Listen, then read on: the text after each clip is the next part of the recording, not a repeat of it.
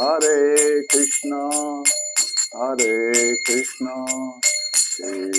Krishna, Hare Hare, Hare Rama,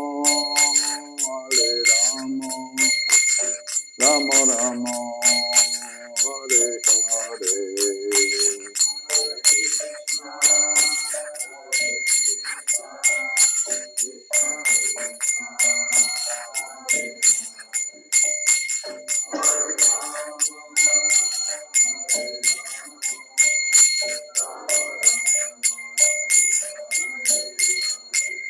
Hare Krishna, Krishna Krishna, Hare Hare, Hare Rama, Rama Rama, Hare Hare.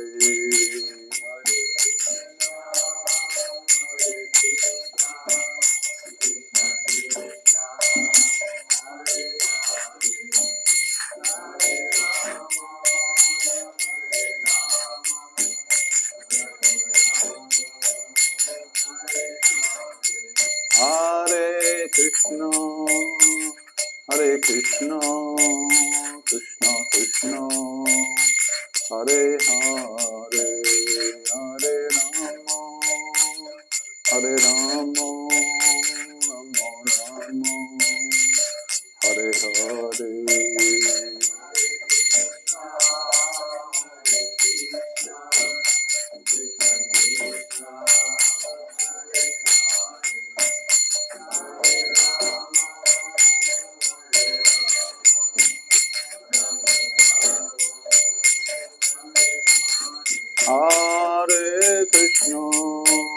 Hare Krishna, Krishna Krishna, Hare Hare, Hare Rama, Rama Rama, Hare Hare.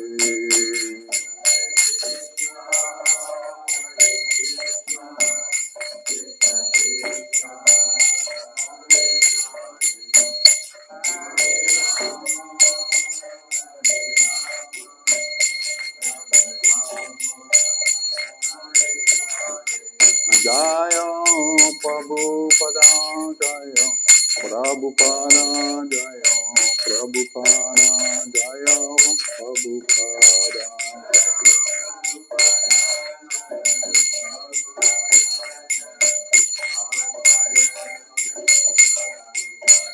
Prabhupada,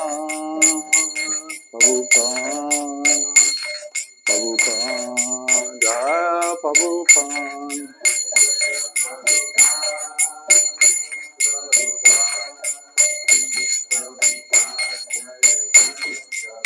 Jaya Jaya Guru Dev, Guru Dev, Jaya Guru Dev.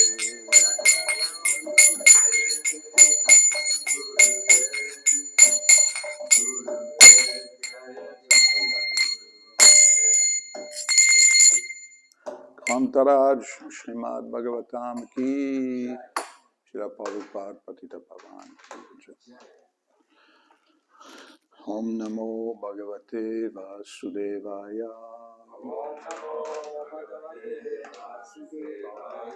Om Namo Bhagavate Vasudevaya.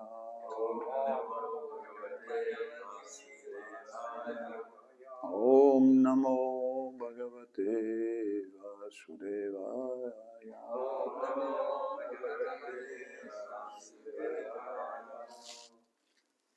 Alors on lit aujourd'hui le Srimad Bhagavatam, chant 1,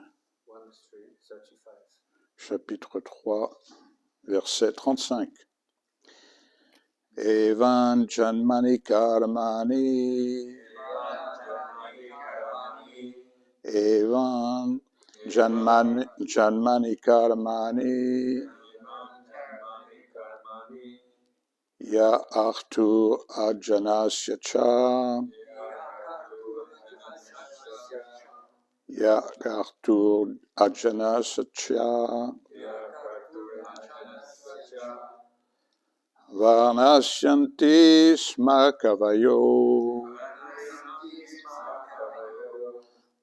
Varnayanti sma kamayo.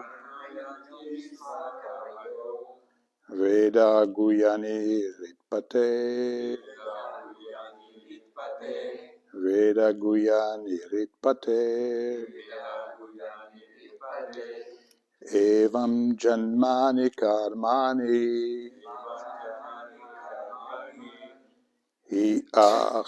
Ihahartu ajanasya cha. Varnayanti sma kavayo. Veda guyani ritpate.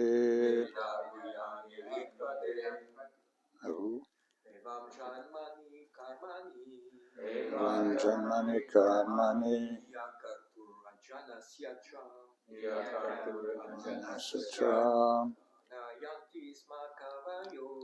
Varnashyanti sma kavayo. Veda guyani ritpate. Evam janmani karmani. Yakartu ajanasya cha. Varnayanti sma kavayo. Veda guyani ritpate. Mataji's. Janmani karmani. Tu ajanasya cha.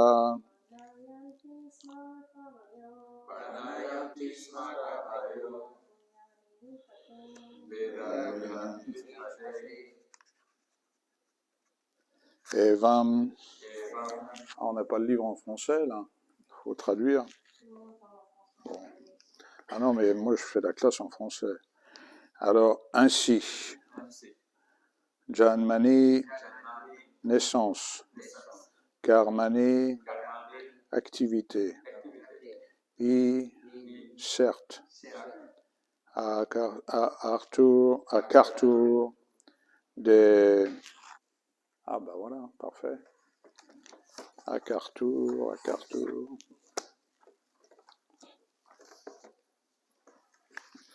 À Kartur, c'est où? Oh, c'est écrit plus petit. Hein. Il écrit plus petit en français. Là. 35. Ah non, c'est l'autre page. 25, hein? Ah bon, alors, 10 pages plus loin.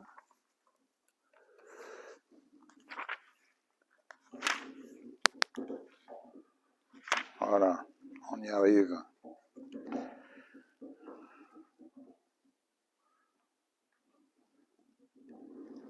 À Kartur, du non-agissant. Ajanasya, du non-né. Cha, et. Varnashyanti, décrivent. Sma, dans le passé. Kavaya, les érudits.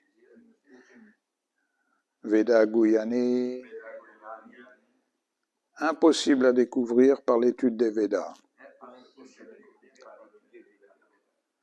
Ritpate, du maître du cœur. Traduction du verset. Ainsi les sages dépeignent-ils les avènements et les actes du non-né, du non-agissant, que même les écritures védiques ne donnent pas de connaître. Il est le Seigneur, le maître du cœur. Est-ce que vous voulez répéter, s'il vous plaît? Ainsi les sages dépeignent-ils les avènements et les actes du non-né, du non-agissant, que même les écritures védiques ne donne pas de connaître. Il est le Seigneur, le maître du cœur. Teneur porté par sa divine grâce à Sri Bhaktivedanta Swami Srila Prabhupada. Le Seigneur suprême et les êtres distincts sont tous par nature purement spirituels. Par suite, ils sont tous éternels, non sujets à la naissance ou à la mort. Mais leurs apparitions ou disparitions en ce monde ne se font pas de manière comparable. L'être distinct, acceptant ici-bas la naissance et la mort, est lié aux lois de la nature matérielle. Alors que les apparitions et disparitions du Seigneur leur échappent complètement. Il s'agit en effet de pure démonstration de sa puissance interne, décrite par les grands sages pour guider tous les êtres vers la réalisation spirituelle.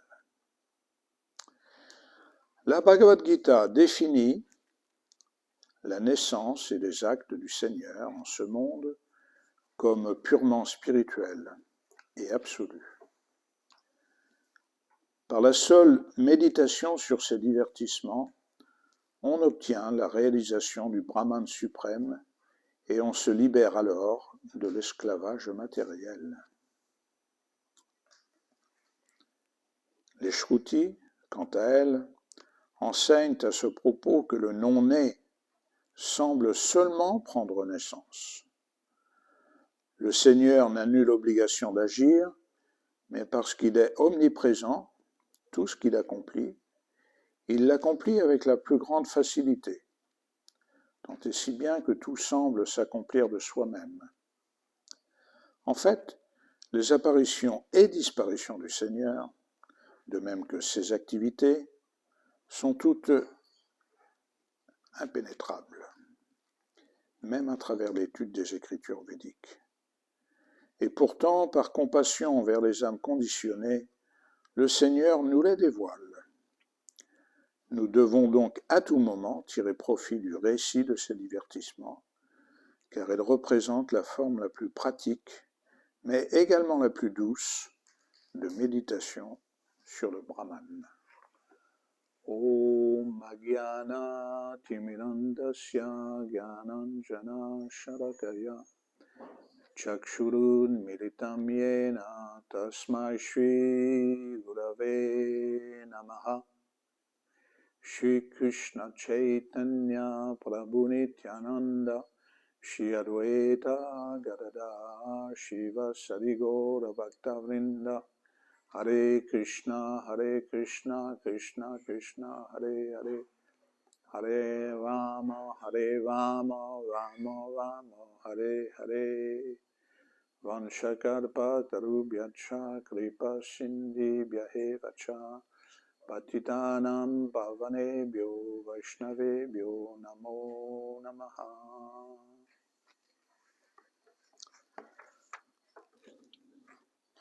Super verset, hein, qui, donc, dans ce chapitre des avatars, nous explique en fait un petit aspect de la venue en ce monde du Seigneur suprême. Un petit aspect parce que, bien sûr, tout le Bhagavatam nous décrit avec beaucoup plus de détails son rôle, ses différents rôles en tant qu'avatar quand il vient en ce monde. Donc là, c'est un verset qui plairait beaucoup à certains impersonnalistes. Hein. Le non-agissant, le non-né, que les écritures védiques ne donnent pas de connaître. Ça leur plaît beaucoup. Mais voilà, eh bien, à la fin de ce verset quand même, il y a un mot qui les dérangerait, c'est Rit Patei. Comment se fait-il que ce non-né, que ce non-agissant, que les Védas même ne permettent pas de connaître, soit le maître du cœur? Gros mystère. Le maître du cœur. Pourquoi y aurait-il un maître au cœur? Pourquoi un maître au cœur? Bon, bien sûr, quand les Vaishnavas se mettent le tilak tous les jours, ils décorent avec le tilak différents endroits du corps en invoquant les différentes personnalités qui régissent. On le fait bien sûr machinalement tous les jours. Mais en fait, il y a un sens profond dans ce fait d'appliquer le tilak, qui est d'invoquer la protection ou la bénédiction des différentes divinités qui régissent les différentes parties du corps ou les différentes positions de l'univers, les différentes directions de l'univers. Donc Janardhan est le maître du cœur. Janardhana, c'est le maître du cœur. Alors comment se fait-il qu'il y ait un maître à chacun de nos, voilà, nos parties constituantes, chacun de nos parties corporelles, il y a un maître particulier. Comment c'est possible? Ben, ça fait partie évidemment d'un certain nombre de lois qu'on a bien sûr complètement oubliées, qu'on n'a pas envie forcément de connaître dans ce monde dégradé de l'âge de Kali. Mais voilà, il n'y a pas de hasard. De même que dans l'astrologie, par exemple, il n'y a pas de hasard. Les planètes fonctionnent d'une certaine façon.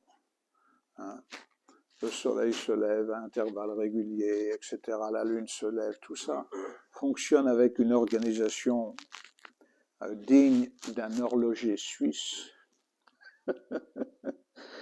Vraiment, avec une précision incroyable.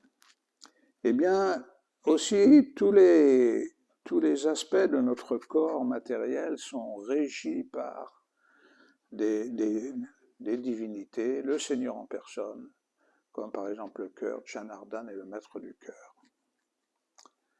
Alors, qu'est-ce que ça nous dit? Bien, ça nous dit que nous qui croyons ce corps matériel comme étant notre propriété, et pensant qu'on peut le faire fonctionner à notre guise, selon nos désirs, selon notre commandement, selon notre instruction, eh bien non. Non. Non, il est régi par tout un tas de Deva ou du Seigneur, ou le Seigneur, émanation du Seigneur en personne. Et plus l'être distinct est conscient de cela, et plus il est capable de spiritualiser ses sens, Rishikesha, Rishikena, Sevanam Bhaktiruchyate, et les engager au service du Seigneur suprême. L'être distinct qui vit dans ce monde, complètement convaincu qu'il est ce corps matériel, il n'a pas besoin de toutes ces choses-là. Il n'en veut pas. Il n'est pas intéressé pour savoir que, voilà, il y a des dévas qui contrôlent la pluie. Non, ça ne l'intéresse pas, puisqu'il se considère, lui, le maître et contrôleur de tout. C'est la grosse différence entre un Vaishnava, un dévot du Seigneur, et un matérialiste. Le matérialiste pense réellement qu'il est le maître qui contrôle tout, de son corps, de ses pensées, de son mental, de ses relations, etc., etc. Alors que le Vaishnava, non, c'est l'opposé. Il pense réellement qu'il ne contrôle rien et que tout ce qu'il a, en termes de contrôle, un contrôle infime, eh bien, c'est dû au Seigneur suprême, à sa bonté, à sa générosité. Et donc, il est dans la gratitude permanente. Il remercie Krishna de lui donner le souffle vital, il remercie Krishna de lui donner des sentiments, il remercie Krishna de de lui permettre de réfléchir, de sentir, d'apprécier, etc., etc. Ça, c'est la grande différence. Et c'est en fait tout notre apprentissage de la vie dévotionnelle.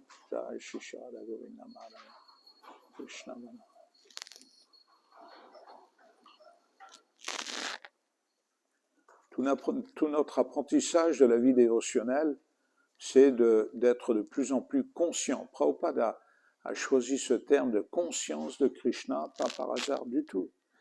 Un dévot, c'est pas seulement quelqu'un qui s'habille d'une certaine façon, qui réfléchit d'une certaine façon, qui a quelques pratiques, mais c'est surtout quelqu'un qui a une conscience qui, comme Prabhupada a donné très souvent l'image du fer, qui est transformé par le feu, et qui devient du feu. Et bien, de la même façon aussi, avec ce corps matériel, on commence à s'intéresser à Krishna, on commence à écouter Shravanam Kirtanam Vishnu Smaranam, on essaie d'accumuler, de comprendre qui est Krishna, même si ça prend des années, une vie entière, plusieurs vies, peu importe. Peu importe. Une fois que le processus est enclenché, c'est pour le bien éternel de l'être vivant. Une fois que le processus de connaître Krishna est enclenché, on ne peut jamais s'arrêter. Bien sûr, on pourra, si on a toutes sortes de désirs matériels, si on a encore envie d'accomplir quelque chose en ce monde, on pourra arrêter quelque part notre connaissance de Krishna, notre compréhension de Krishna. Mais Krishna, lui, se livre à son dévot en fonction de son abandon. Et en fonction de son abandon, il va lui révéler de plus en plus qui il est, pour comprendre comment il est le non-né, comme on nous dit aujourd'hui. Ça peut prendre une vie entière, mais peu importe. Peu importe, on est dans ce monde matériel depuis des milliers, des millions de vies. Peu importe que ça prenne une vie entière pour comprendre que Krishna est le non-né. Parce que quand il naît, quand il apparaît, aucun être vivant ne peut être comparé à lui. Déjà, la mise en scène de l'apparition de Krishna,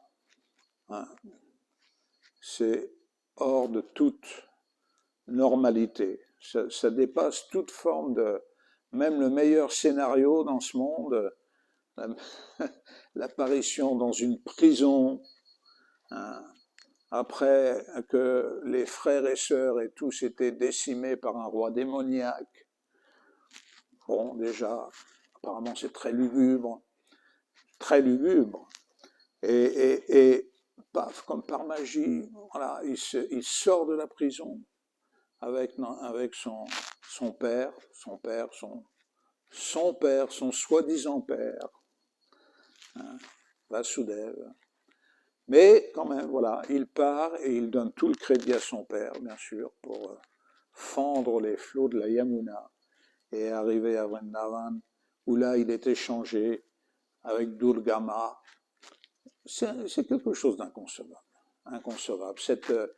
Cette déesse qui, et ça tout le monde le sait, même les impersonnalistes qui ne veulent pas du tout reconnaître la supériorité de Krishna en tant que Dieu la personne suprême, connaissent tout cela, toute cette histoire, comment Durga apparaît dans la prison de Kamcha, etc.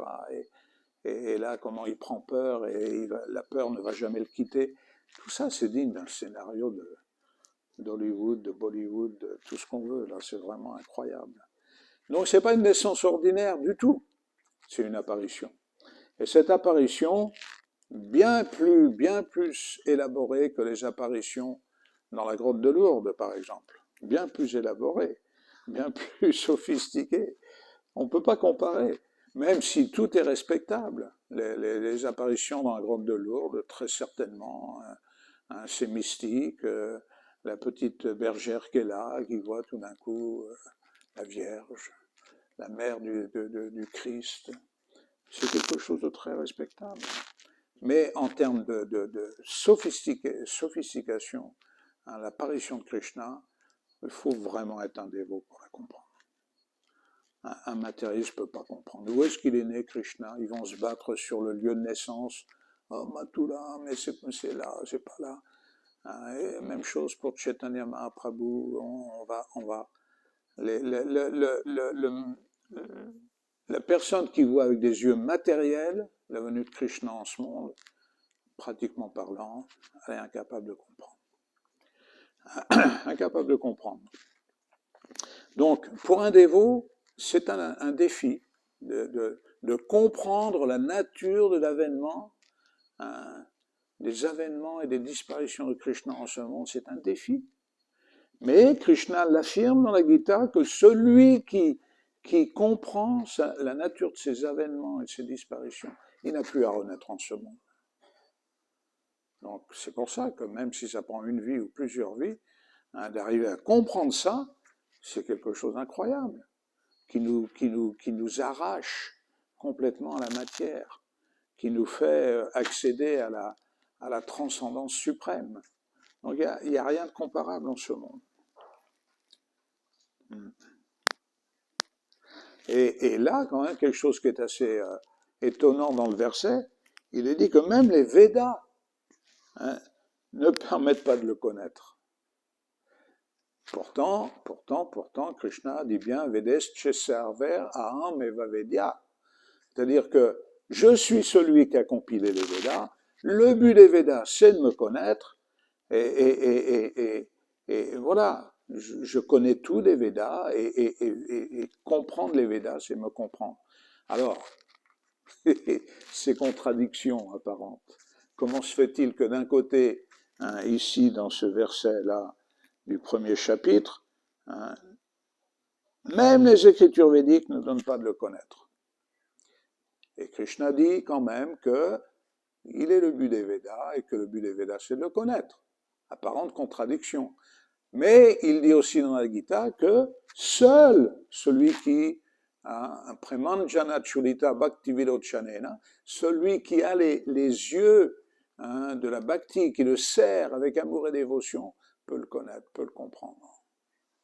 Donc cette apparente contradiction, elle est résolue là, dans cet appel, dans cette invitation à le servir avec amour et dévotion. Donc Prabhupada, dans un teneur et portée, aujourd'hui, il fait un parallèle entre le Jiva et Krishna. Leurs naissances ne sont pas du tout les mêmes. Le Jiva, il est forcé de passer à travers un processus qui est aussi très élaboré. Arriver dans la semence d'un père, dans le ventre, dans la matrice d'une mère, vivre pendant 9 mois là de cette façon, dans les ténèbres. Dans les ténèbres. C'est décrit dans le Bhagavatam, cette situation. Et prendre naissance, arriver dans le corps d'une mère, c'est pas quelque chose de particulièrement réjouissant. Avoir à descendre en ce monde à travers un petit orifice de rien du tout, là, et tout d'un coup être dans la lumière, aveuglé pratiquement par la lumière. Waouh! On est forcé de passer par là. C'est pas une option. Toute personne qui vit dans un corps matériel, il arrive de cette façon. On est tous arrivés pareil. Donc ça, c'est dû à notre karma, dû à nos actes passés, dû à notre manque d'éveil, de notre conscience spirituelle. Voilà comment on est arrivé en ce monde. Krishna, lui, il n'arrive pas du tout de la même façon. Il est toujours accompagné de ses shaktis.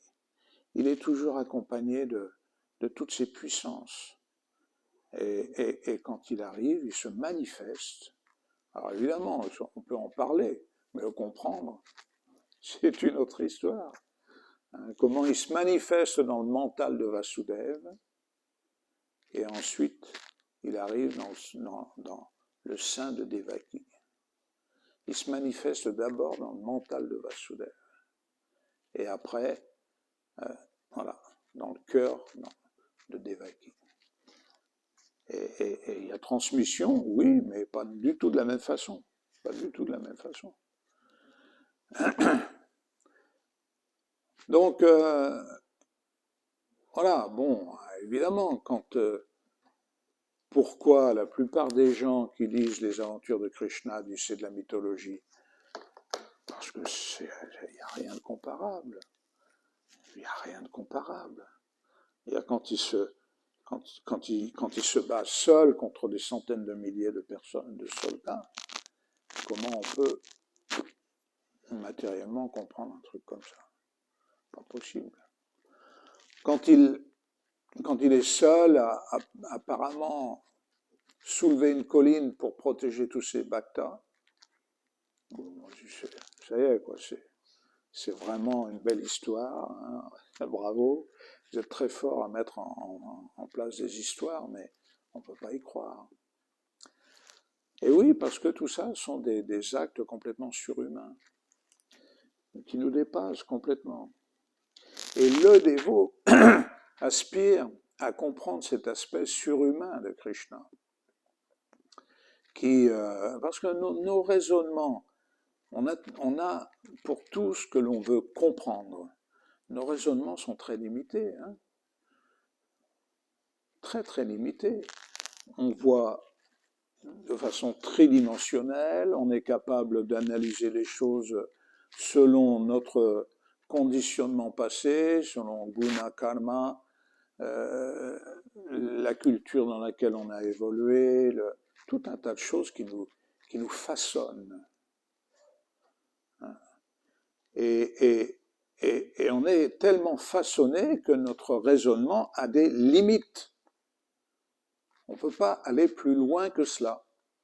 Bon, sauf certains esprits éclairés, hein, qu'on appelle comment on les appelle? Bon, peu importe. Indigo, non, des soi-disant des êtres humains qui naissent avec plus d'intelligence que les autres. Comment on les appelle? Il y a un nom. Bon, peu importe. Les enfants indigo. Ouais, c'est ça. Indigo, les enfants indigo. C'est ça, je l'avais sur le bout de la langue. Mais merci de le confirmer. Ouais. Bon, mais qu'est-ce qu'un enfant indigo? Il a plus de capacité de raisonnement. Non, je crois qu'il a plus d'ouverture spirituelle et de conscience. Bon, ça peut-être, mais intelligence, une intelligence plus aiguisée, on va dire. Il y a un enfant qui avait, je crois, 9 ans, il est docteur déjà. Ouais. Ou à 12 ans. Ah oui, voilà. Oui, alors il y a des voilà, c'est des enfants qui sortent du lot à 9 ans ou à 10 ans. Récemment, on a vu aussi qui ont des PhD qui sont capables de passer avant l'âge normal. Bon, d'accord. Mais même une intelligence exceptionnelle en ce monde, si elle n'est pas ouverte à la compréhension spirituelle des gloires de Krishna, quelque part, elle reste dans le monde des conditions. Et c'est ce que Prabhupada est venu briser, ce monde des conditions. Prabhupada, mais ce qui est incroyable, c'est que il a tout de suite, parce qu'il n'avait lui-même n'avait aucune limite. Nous, on a très souvent, même quand on prêche, quand on parle de Krishna, on a nos limites. Et on veut rester dans le monde de la raison. Et on essaie de faire comprendre à quelqu'un d'autre comment raisonnablement il faut croire en Dieu, ou il faut croire en Krishna. Mais on reste dans le monde de la raison. Mais un pur dévot n'a pas forcément la même façon de fonctionner. Et c'est pour ça que Prabhupada il est venu avec des choses qui étaient inconcevables, hein, quand il annonce à ses disciples là, qui sont en train de l'écouter, ouais, Krishna il a soulevé le petit doigt, et puis Et puis la colline était sur son doigt. Il n'a pas tremblé pendant une semaine. Les dévots, ils sont là, ils entendent. Et puis ils acceptent. Ils acceptent. Alors que accepter ça raisonnablement, c'est pas possible. Mais voilà, aucune limite. Un pur dévot n'a aucune limite parce qu'il est déjà, il a cette connaissance de l'absolu, il est déjà dans le monde de la transcendance, hein, bien au-delà de ce monde matériel. Et c'est ce qui a fait toute la force de Prabhupada. C'est que, parce que, bien sûr, on compare, on est des disciples de sa divine grâce, donc on compare toujours. Hein, et même certains de ses disciples qui ont pris la responsabilité de prendre eux-mêmes des disciples. Hein, tout le monde compare, on essaie toujours de comparer. Mais on ne peut pas comparer qui que ce soit ou quoi que ce soit à Prabhupada, parce qu'il est éternellement libéré. Et il est là, dans cette position, à nous faire accéder, à essayer de nous faire accéder à ce niveau de libération. Donc quand il parle des actes de Krishna qui sont complètement au-delà de ce monde, le non-né, hein, celui qui, bien qu'il apparaisse en ce monde, n'a pas pris naissance comme nous, eh bien, il est capable de le comprendre et de nous le transmettre. Voilà pourquoi le Bhagavatam, sans le dévot Bhagavata, impossible à comprendre. Moi, j'ai un ami qui a traduit, enfin, c'est devenu un ami, qui a traduit la Bhagavad Gita en français pour les éditions Larousse. Il est respectueux de Prabhupada, il voit que c'est un érudit, mais quand il l'a traduit lui, il s'est un peu servi, il m'a dit quand même, il s'est un peu servi de la traduction avec ses Bhaktivedanta Swami. Mais c'est tout, un peu, parce qu'il n'était pas du tout dans le même registre. Il était dans un registre intellectuel. Alors c'est un sanskritiste, hein, attention, hein, il est vraiment très, ça fait plus de 30 ans hein, qu'il est dans le sanskrit, reconnu en France, agrégé, vraiment très, très érudit, quoi. Mais, voilà, n'est pas capable de comprendre et il reste dans cette compréhension que les actes de Krishna sont du ressort de la mythologie, malgré toute son intelligence. Donc il faut, pour pouvoir accéder à cette connaissance transcendantale spirituelle, les bénédictions d'un pur dévot. Et cette attitude de soumission, de respect, on va dire, envers celui qui transmet. Parce que celui qui transmet la connaissance transcendantale hein, n'est pas de ce monde ou n'a pas les limites hein, de l'intelligence matérielle en ce monde. Donc il est capable de briser toutes ces barrières que l'on a. Prabhupada, quand il parlait de Krishna, il parlait des fois d'un enfant avec qui on pouvait tout à fait comprendre qu'il aimait jouer, s'amuser, avoir des joutes verbales, etc., etc. Mais qui peut se targuer de ça dans ce monde matériel? De parler directement à Dieu, nous, et de blaguer avec Dieu. Tout au mieux, on va se dire, attention, Dieu, il faut le craindre. Hein. C'est évidemment tout ce qu'il y a de terrifiant dans ce monde. Bon, hein, on a tendance à attribuer ça à Dieu, quoi. C'est clair.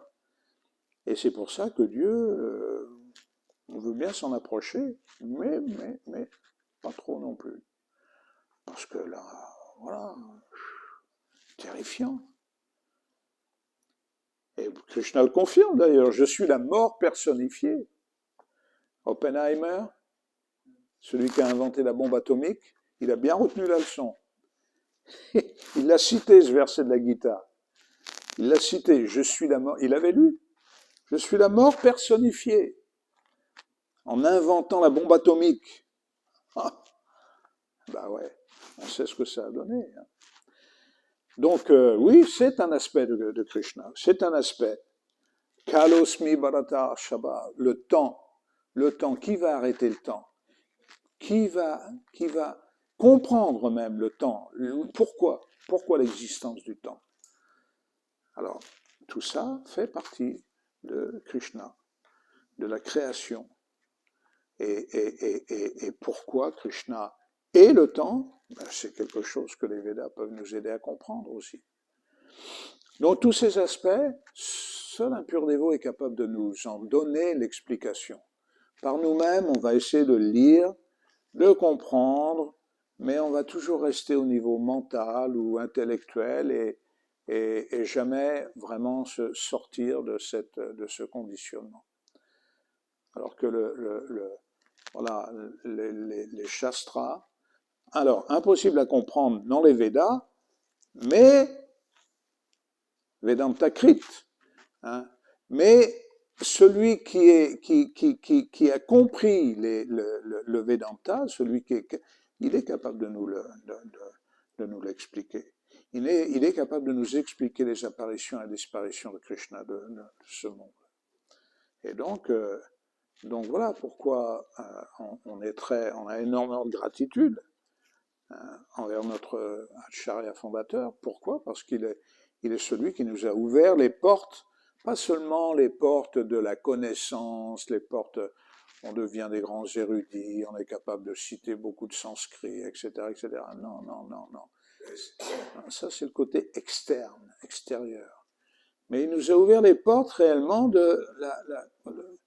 qui nous permet de connaître Krishna, d'approcher Krishna. Patram pushpam phanam toryam yome bhakta prayachati, avec un peu d'amour, avec un peu de dévotion. Tu viens à moi, tu m'offres ça, tu me l'offres, tu me le donnes, et j'accepte. Voilà les portes que couvre un pur dévot. Et, en fait, ce rôle devrait être le rôle de tous les enseignants spirituels. Ils devraient être juste des médiums transparents, être capables de transmettre hein, les enseignements divins, les enseignements que nous révèlent toutes les écritures sacrées du monde. Mais voilà, souvent, ils ne peuvent pas aller plus loin qu'un certain conditionnement. Voilà. Donc, je ne sais pas, vous avez peut-être, vous, d'autres remarques sur ce verset d'aujourd'hui, mais voilà ce que je peux en dire à ce stade. Moi, c'est sur la teneur importée. Plusieurs endroits. Enfin, si la Prabhupada parle de méditation. Ah oui. Bon, c'est peut-être pas pour les dévots néophytes, quoi, parce qu'on a du mal à contrôler son mental quand on débarque dans la vie spirituelle. Après, à un certain moment, on voit, quand il dit simplement par la méditation sur les activités du Seigneur, on peut atteindre la réalisation du Brahman et se libérer de l'incarcération matérielle. Et, en fait, aussi il dit, on doit prendre avantage d'entendre les activités ou de s'absorber dans les activités du Seigneur qui sont des méditations sur le Brahman de la manière la plus convenable et qui soit évidente. Donc en fait, le processus Marana, on pense que les dévots pensent couramment, oh, samadhi, c'est pas pour moi, dans la vie prochaine, c'est pas vrai. C'est pas vrai du tout. Le samadhi, pratiquement, ça devrait être l'état où la libération est dans la poche. On n'est pas intéressé vraiment par la libération. Et beaucoup de dévots sont très intéressés par avoir un bon couvert, un bon revenu d'argent, de bons disciples qui te servent, etc. Ou une bonne situation pratiquement qui est comme celle des planètes édéniques, l'aspiration des dévots, souvent,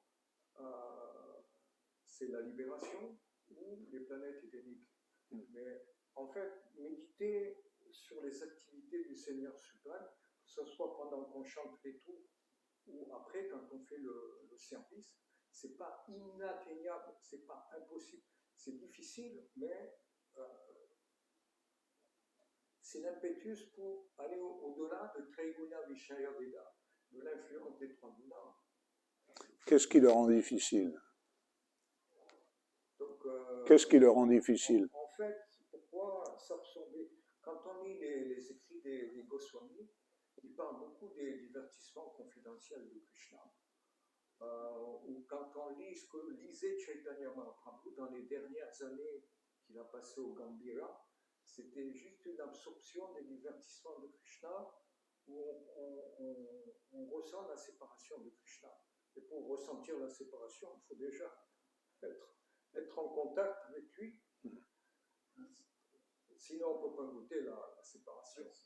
Et donc, comment on est en contact avec Krishna? C'est en fait en visionnant à travers pourrait-on dire, la vidéo du mental, les divertissements de Krishna, et puis pas que ça, l'ambiance des détails. C'est pourquoi dans les temples, il y a beaucoup de sculptures, et dans les temples anciens qui ont 1500, 2000 ans, 5000 ans, on ne sait pas trop, il y a des détails dans les sculptures, dans les attributs de Krishna, qu'est-ce qu'il porte, qu'est-ce que ses associés portent, dans les mains, les détails, les bijoux. Tous ces détails-là, ils sont très précis et ils sont destinés à absorber le mental pour que, en fait, quand on chante le Mahamantra et qu'on peut méditer sur le divertissement de Krishna, on est complètement lisse, le cœur il flambe. Et en fait, pour accéder au samadhi, il faut commencer à un moment ou à un autre. Parce que Sri Prabhupada dit il faut écouter le Mahamantra, mais plus loin, il dit qu'il faut aussi s'absorber dans le souvenir des divertissements de Krishna. Donc les deux, ils se renvoient l'un à l'autre. Quand on chante le Mahamantra, on doit aussi, c'est pas s'obliger, mais avec le temps, il y a certains divertissements aussi qui nous plaisent plus que d'autres. Il y a des noms de Krishna qui nous plaisent plus que d'autres. On doit s'absorber là. C'est pas le maître spirituel ou les autres dévots ou les shastras jusqu'à un certain point. C'est quelque chose qui surgit, qui fait qu'on est dans le cœur et puis qu'on est spontanément attiré par ce type de divertissement ou ce type de nom de Krishna. Et ça, c'est Smaranam petit à petit. On s'enfonce dedans. Alors il y a Smaranam, mais après il y a aussi Padasevanam. Et tout passe aussi par Padasevanam, parce que c'est très difficile de comprendre Krishna si, comme on vient d'expliquer, on n'a pas un pur dévot qui nous le transmet, qui nous l'explique. Mais Padasevanam, servir les pieds du Seigneur, et comment tous les grands yogis méditent sur Paramatma, commence par les pieds du Seigneur. Alors, cette méditation sur les pieds du Seigneur nous amène aussi comment on y a accès en servant les pieds des dévots, en servant les Vaishnavas, en servant. Alors, pourquoi servir? Parce que la révélation, elle est par, évidemment, notre fondateur, ça c'est au moins ce qu'on a tous en commun, mais il y en a aussi qui l'ont approché avec plus ou moins de sincérité, de détermination, et qui ont plus ou moins de réalisation de sa personnalité ou de celle de Krishna. Et ça nous permet d'accéder. Alors, l'effort que tu soulignes de dhyana, la méditation, il peut être accéléré ou il peut être favorisé par le fait de recevoir de tel ou tel dévot. D'ailleurs, pourquoi dans les shastras il est recommandé de prendre refuge en un dévot qui vit à Mathura, ou à Vrindavan, ou à Mayapur, parce que à travers lui, on va avoir la réalisation des divertissements que tu soulignais tout à l'heure. Donc, difficile à comprendre à notre état conditionné, où on essaie d'y arriver par nous-mêmes, mais aide-toi, le ciel t'aidera, c'est un peu plus... D'ailleurs, on pourrait parler des différentes compréhensions qu'ont les différentes religions de cet aspect-là, aide-toi, le ciel t'aidera. L'effort et la grâce. Il y a une partie d'effort du dévot à se souvenir, mais les révélations qui viennent nourrir sa vie spirituelle c'est décrit, Rupa Goswami le décrit, il décrit cet état de samadhi dont tu parles. Il dit, c'est tout d'un coup, c'est que tu te réveilles dans une ville éclairée de tous les côtés, c'est ça la révélation.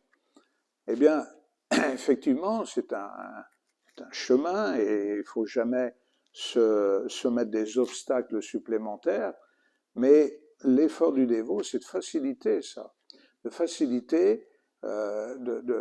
Les blocages viennent souvent du mental ou des désirs de nos sens, de se gratifier dans ce monde, de prendre ce monde pour la réalité. Voilà les blocages, d'où ils viennent.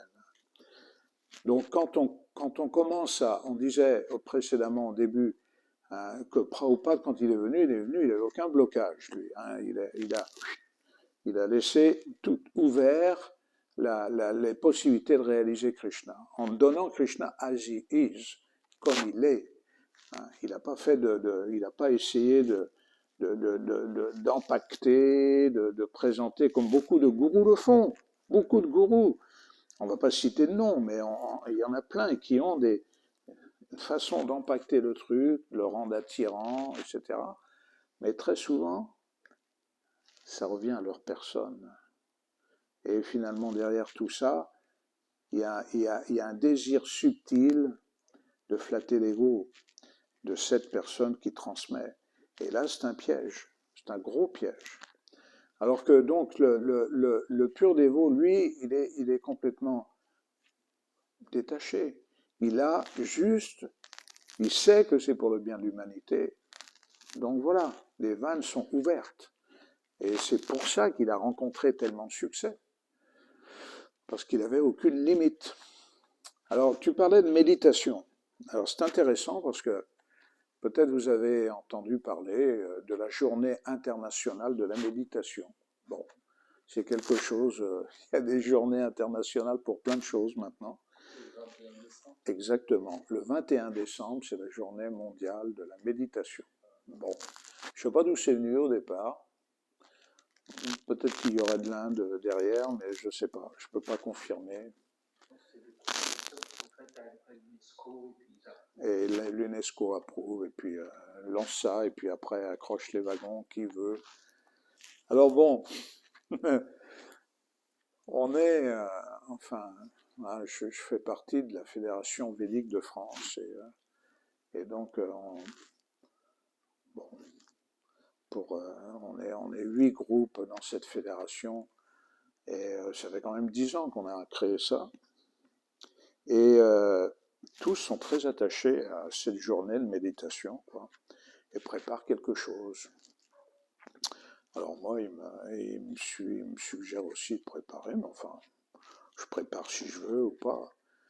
Mais je ne suis pas inspiré du tout à ce stade de rentrer dans ce jeu, quoi. Parce que méditer, la plupart de ce que tous ces groupes offrent, c'est quoi? C'est le silence. Oui, c'est le silence, c'est méditer sur le mental. Bah oui, faire le silence des sens pour comprendre, mais au fond de toi, tu es quelqu'un d'incroyable et tout. Tu te flattes l'ego, mais c'est incroyable, quoi. Et il y a aucun... Alors évidemment, vous allez me dire, bah ouais, mais il faut y aller, il faut leur dire méditer sur Krishna. Bon, d'accord, mais c'est pas comme ça que ça marche. Et ça peut les éloigner de Krishna, au contraire, des fois. Donc, voilà, la méditation à notre époque, C'est devenu voilà, quelque chose d'assez incroyable d'ailleurs. On médite sur toute autre chose que la vérité absolue. Le mot méditation, ça veut dire on s'arrête et puis on réfléchit, on écoute le mental. Principalement.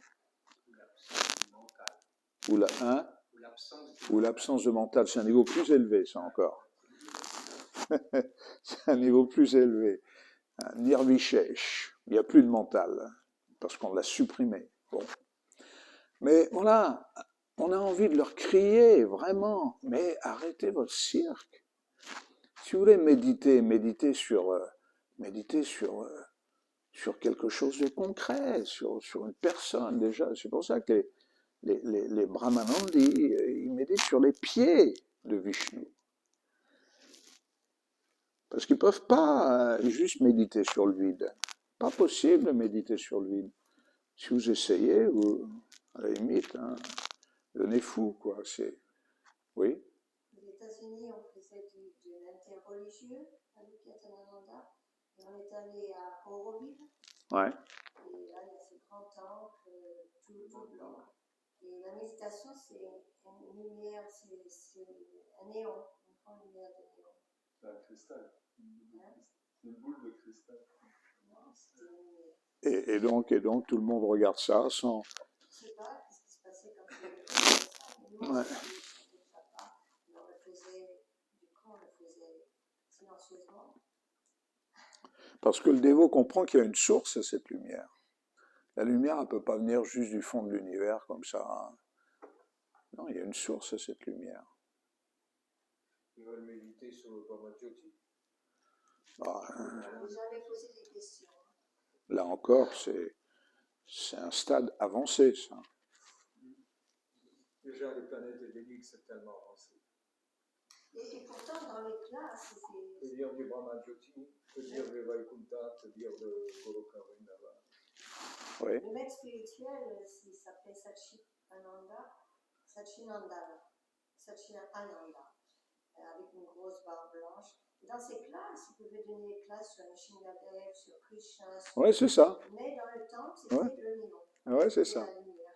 C'est ça qui est incroyable. Hein. Ils connaissent tous certaines parties du Bhagavatam, des Védas. Ils sont capables de parler. D'ailleurs, j'ai entendu un de ces conférenciers une fois parler des asanas en yoga. Alors, c'est tel asana, ça correspond à tel deva. Tel asana, ça correspond à tel deva. Donc, il y avait un petit peu de personnalisme dedans. Mais, en gros, c'est Panchopasana. C'est-à-dire, on médite sur ces personnes, mais une fois qu'on est arrivé au but de la méditation, on n'a plus besoin de ces personnes. Donc c'est Prabhupada, il était très très féroce contre ces gens-là. Ouais. Je pense que la force de la conscience de Krishna de Prabhupada, c'est de délivrer un message qui ne se dégrade pas. Je vais donner un exemple. Tu parlais du professeur que tu connais, qui est sanskritiste et qui a fait la traduction de la Bhagavad Gita pour la Russe. Je pense qu'il y a de nombreuses traductions. Ouais. En Inde, comme en Europe, les traductions elles datent même du XVIIIe siècle en France, Ouais, en Europe, principalement en Allemagne, en France, en Angleterre. Et je pense que une fois que c'est comme un projet, hein, quand tu fais une traduction, c'est un projet, la traduction elle est la meilleure possible. Et si après cette traduction elle est reprise par des gens moins compétents, le message se dégrade. Ouais. C'est-à-dire qu'on garde. Déjà, comme tu disais, l'essentiel, il n'est même pas atteint, c'est-à-dire dans la Bhagavad Gita, Krishna est presque évacué, parce qu'on n'arrive pas à comprendre ce que c'est, donc on le confond avec le Brahman. Et puis, après, si d'autres personnes s'emparent de cet enseignement ou l'interprètent, ça va encore se dégrader encore plus. Exactement. Alors que dans la conscience de Krishna, il n'y a pas ce phénomène. Il pourrait être sensible un petit peu, hein. C'est toujours une possibilité de se dégrader un petit peu. C'est très très fort parce que ça ne se dégrade pas. Ouais. Combien de personnes en Sankirtan j'ai rencontré? Oh, ce livre-là, Je connais, mais c'est impossible à comprendre. En parlant de la guitare. Impossible à comprendre. Alors là, moi j'en profitais, je dis, bah oui, j'ai tombé sur une traduction qui n'était pas authentique. Voilà. Pourquoi on a la Bhagavad Gita telle qu'elle est? Parce que justement, ça n'a pas été interprété, les paroles de Krishna sont restées telles quelles. Alors, le but de ces traducteurs, c'est souvent d'avoir de la belle, quelque chose de beau, poétique, mais quelque part, c'est aussi de se mettre en avant en tant qu'expert, et de vouloir aller plus loin pour prouver que celui-ci, il a oublié de présenter ça, ou il n'avait pas vu cette nuance du sanskrit. C'est très subtil, hein, c'est très très subtil. Hein? Ça peut être aussi flatter le lecteur. Voilà. Avoir donné un truc facile à comprendre. C'est ça. Et vous voyez, c'est pas compliqué. Ouais. Et se rediriger sur soi-même, parce que Prabhupada l'a souvent dénoncé, que quand Krishna il dit man mano bhava man bhakto, à moi, pensez à moi, eux ils traduisent c'est nous, ouais. Moi c'est nous. C'est ça. Rediriger encore sur le souffle. C'est ça. L'ego, quoi. C'est ça. Ah ben c'est un des gros challenges si on veut discuter avec ces personnes, ces traducteurs et tout, c'est le mot man. Leur faire comprendre d'où ça vient ce man, qui est ce je. Ils sont capables d'avoir des tas de théories sur la question, mais ils ne vont pas s'abandonner à la personne qui a énoncé la Gita. C'est ça le problème. Alors évidemment, bon, on peut reconnaître, on peut comprendre qu'il y ait une difficulté à s'abandonner à quelqu'un. Voilà. Mais d'un autre côté, hein, la douceur, je crois qu'il est question de douceur dans la teneur est portée, là. La douceur des propos de Krishna est révélée à celui qui s'abandonne à lui. Krishna, il n'est pas là pour nous curser, pour nous maudire. Il est là pour notre bien. Voilà. Il dit à Arjuna, il lui dit, voilà, moi je te donne ce savoir. Tu es libre, tu fais ce que tu veux avec. Mais je te donne un moyen de te rapprocher de moi. Voilà. C'est également la manière la plus douce de méditation sur le Brahman. Voilà. Ouais, c'est fort ça. C'est fort ce passage. La méthode la plus douce de méditation sur le Brahman. Sur le Brahman. Donc, qu'est-ce qu'il sous-entend là? C'est qu'il y a des gens qui méditent sur le Brahman, mais c'est beaucoup plus aride, voilà, c'est ça. Beaucoup plus dur. Quand Goswami explique que le Brahman, c'est comme une porte vers l'enfer. Carrément. Bon. C'est pour un dévot. Oui, parce qu'il y a aussi, dans tout ce qui est dit par les acharyas, il y a aussi d'autres choses qui sont dites. Brahmeti, Paramatmeti, Bhagavanishi, Tishabdyate, c'est-à-dire, c'est aussi considéré comme un type de méditation, la méditation sur le Brahman. Et quelqu'un qui médite sur le Brahman, sérieux, hein, attention, il peut être considéré comme un spiritualiste. Par rapport à des milliers de matérialistes, évidemment, il est plus élevé que des milliers de matérialistes. Mais le dévot, le pur dévot, il ne voit pas ça comme ça. Il voit ça comme un piège. Et c'est pour ça qu'il est des fois cassant, hyper cassant. Il voit ça comme un piège. Il n'en veut pas. Il n'en veut pas de cette méditation sur le Brahman.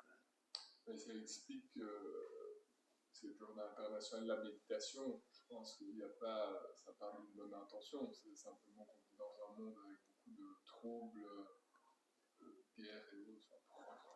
Oui, puis le stress et tout ça au travail. C'est pour amener une idée de paix, je pense. Le gros problème de notre époque, c'est la fausse information. Les gens sont tronqués de tous les côtés. Les fake news, c'est un truc généralisé maintenant. Tu n'as plus confiance. D'où ça vient, comment ça vient, qui c'est qui l'a envoyé, tu sais plus. Prabhupada Saraswati, il dit dans son livre Chandramrika qu'il marche sur la tête des Védas.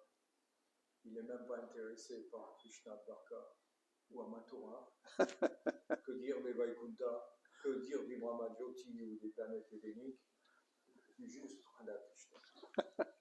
Et Hari Parshad, il dit les dévots de Vishnu, c'est des Vaishnavas, on appelle, ils sont appelés comme des Vaishnavas. Les dévots de Krishna, c'est des Karshna. Et les dévots de Srimati Radharani, c'est des Gaudiya Vaishnavas. Ok. Donc en fait, nous, on est dans la succession des Gaudiya Vaishnavas. On devrait être des adorateurs de Srimati Radharani. Mais on Bon. n'est peut-être pas à ce niveau-là. Bon, on ne va pas généraliser le on. Le on, bon, ça ne veut pas dire grand-chose. Hein. Chacun est à son niveau et a les réalisations qu'il peut, hein, selon son abandon. Comme le dit Krishna, selon que tu t'abandonnes à moi, je te révèle, je me révélerai à toi. Merci de votre partage. Haribol, Jai Srila Prabhupada.